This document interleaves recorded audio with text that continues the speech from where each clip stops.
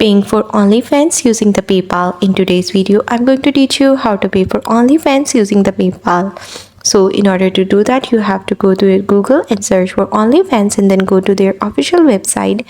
And then in the website, what you have to do is you can buy the OnlyFans using your PayPal. However, you can buy the OnlyFans prepaid card, which you can put right there, in which you can buy prepaid card you can buy from PayPal. So for that, you guys see, I'm on Google and I'm just going to search for OnlyFans and I'm going to type in prepaid card option. Now my prepaid card will be added and I just have to click on checkout, and on the checkout I will see all of these options: Visa, PayPal, Klarna, Netflix, Skrill.